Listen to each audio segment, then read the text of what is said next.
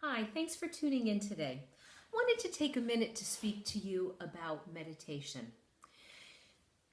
It occurred to me that I've run into people in the course of activities and we talk about meditation, and a lot of people out there think, I've tried to do that and I just can't meditate.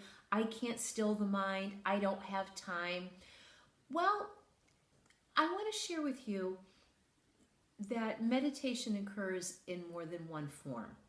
When we think of meditation, naturally we think of being able to have quiet time, half an hour, or a big chunk of time where we can sit in perfect quiet and solitude and go deep within and experience that rejuvenation, that connection with the divine, and to have that real inner connection that we're looking for and come out and just feel like we've really accomplished something. But I wanted to share with you that meditation takes place in ways that we don't often think about it. And I want to share that with you as a way to encourage you and tell you don't give up, because I bet you're meditating and you don't even realize you're meditating.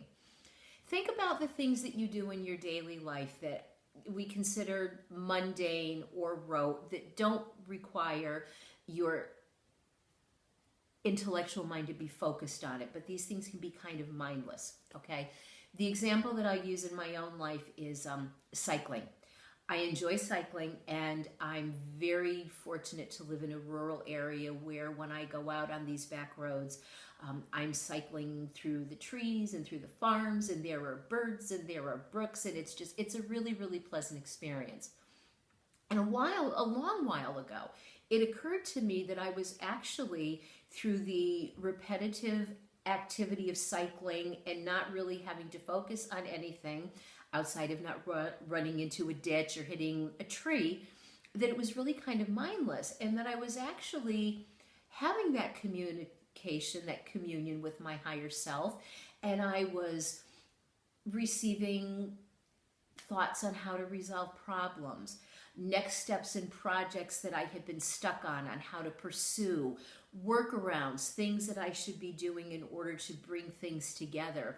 And I realized that although I was focused on something physically, my mind was free to have this communion.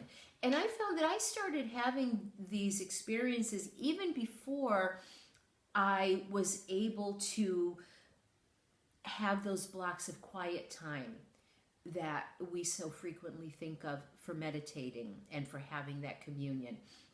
Another thing that occurred to me is that while I'm engaged in the most mundane of chores, these things are occurring there as well. So while I'm having my Cinderella activities in the form of scrubbing the bathroom tile, making dinner, washing the dishes afterwards, my mind is free. And I'm feeling that connection with my higher self.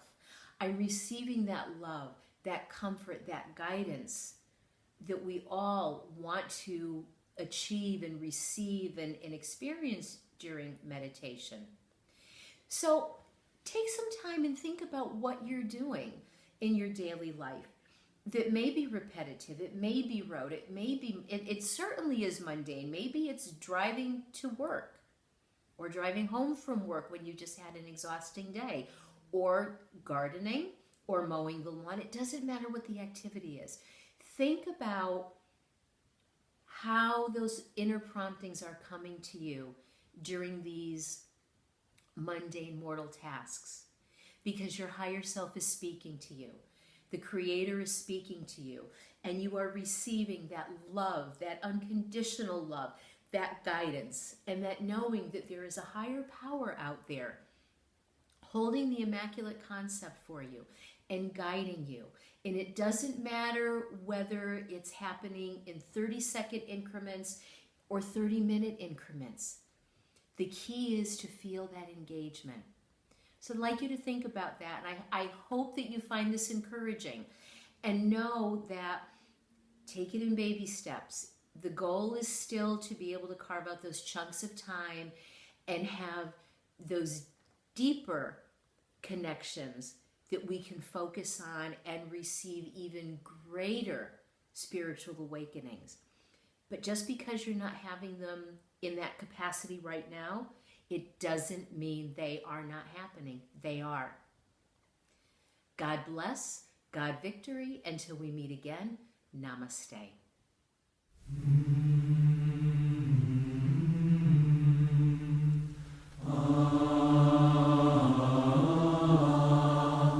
May the Lord bless and keep you. May He let His light shine upon you and be gracious to you and give you His peace and give you His peace. May the Lord bless and keep you. May He let His light shine upon you. May the Lord bless and keep you. May He let His light shine upon you and make gracious His peace. May the Lord bless and keep you. May He let His light shine upon you. May the Lord bless and keep you. May He let His light shine upon you and make gracious His peace. May the Lord bless and keep you. May He let His light shine upon you. May He let